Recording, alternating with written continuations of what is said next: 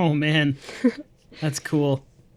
Yeah, I love that I've one. listened to Bent Knee before, and every time I listen to them, it just always feels so epic. Like it always feels like it's on such a giant scale. Right. Yeah.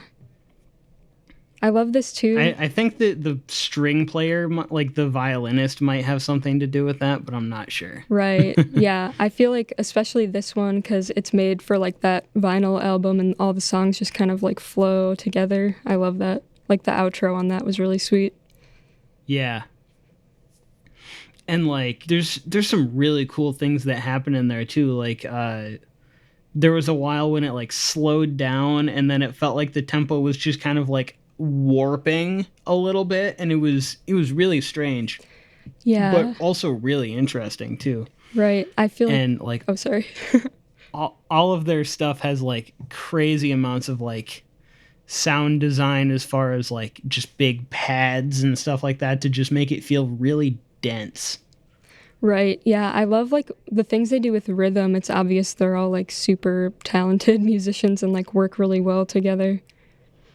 Yeah. Yeah, so I actually saw them at the Shelter in Detroit a while ago, which was super cool.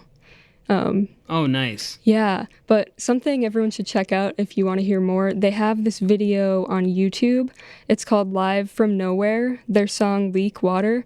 They went out into the woods in the snow and they're by like this fireplace out there playing like a bunch of string instruments, which is crazy, but it sounds amazing and I really love the recording of that song. That's kind of interesting. I like the idea of just like going out into like a remote place and just recording. That's kind of cool. Right, pretty bold with like a bunch of string instruments. They have like a mandolin and a violin, like yeah. Yeah. And Tyler actually played a song by them on the first episode, and he actually said that you were the person who got him into this group. Yeah. So that's kind of cool. I pretty much show everyone that I can, Yeah, that that makes sense. This stuff is really cool. for sure. And so you said that like on like if you continue listening to the album and like if especially if you listen to the vinyl that like all of this album just kind of like leads one song into the next. Yeah, I'm pretty sure for the whole thing. That's cool. I always really like that. Yeah. Also, full disclosure, my fresh finds. I've realized I need to step up my game on listening to like new releases, but I basically just chose like lesser known artists that I listen to because I was like, I haven't found anything super Oh, new. that's completely fine. Yeah. I've been always on the cusp of like the newest stuff, mostly just because that's the only way that I can continue to find new music efficiently is to just look at what's actually new. Right. Yeah. Because when I have to put together 5 songs every week, it's like I have my places that I go to always find stuff. For sure. Yeah. No, it's always fun to find new stuff. So my next tune is by a group. It's a kind of interesting thing. So this group is called I the Mighty, and they are they're like a metalcore post-hardcore type of group. Sweet. And they released a, but this isn't going where you think it's going.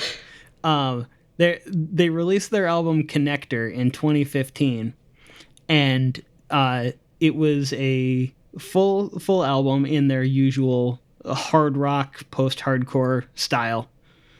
But then a year later, they released an EP called Oil in the Water, and this is like a reimagining of a select few songs from that album.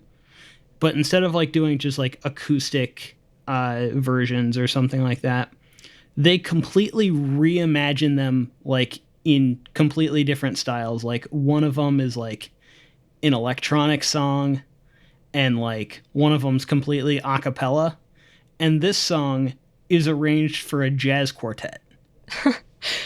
And it's really interesting. Yeah. This song is called The Hound and the Fox, and this is the version from Oil in the Water, which is that reimagined EP.